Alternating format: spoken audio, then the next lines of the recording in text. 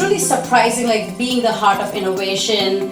The suburban Silicon Valley is still really slow to accept these changes. There is some love for cars, there's some love for single family homes, and there's the big American dream still exists here.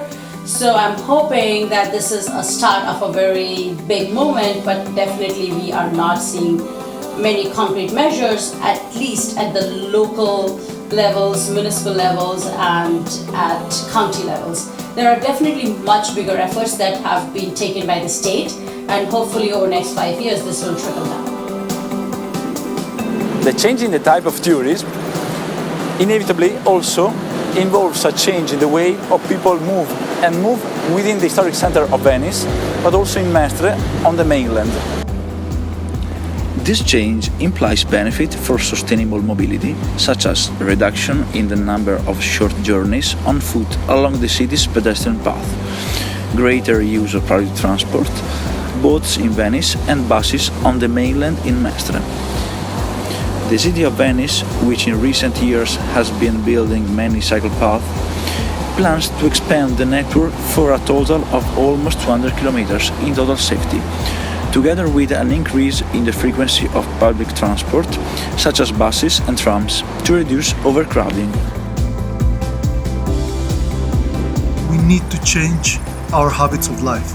We need to understand that we need to use less the car, we need to use more the bike, and we're able to do some travels on foot.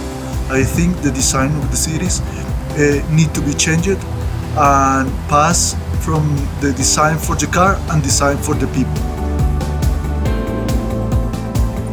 Right now, the biggest challenge what Kampala should do is to have a bigger network of cycling lanes, because now it's like from nowhere to nowhere, which is perfectly okay because that was the start. The start is very important, right?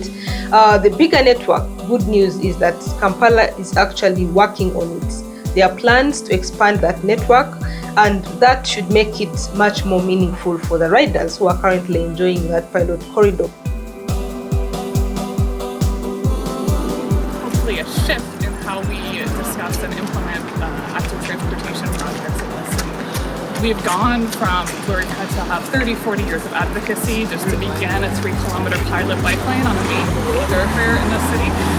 That was a huge, huge, huge win for the advocacy world in Toronto. But now within COVID, we've thrown up bike lanes almost overnight. And it is a shocking change in the way that we've done things. And now that we're able to see what's possible, I think hopefully this will mean this is a fundamental change. Most of the roads in Iraq are designed only for one single mode, which is car. But recently we have made the mobility plan of this town with our local partner View Pioneer Company, based on the Dutch approach, which promote cycling and walking. And the plan was approved by municipality and local authorities here and traffic department of the town, which enhance safety and health for the inhabitants of this town. Temporary measures were introduced, like temporary bike lanes, lower fees for car parking, and also lower fees for the rental bikes. However, few of these measures will be made permanent, as of right now at least.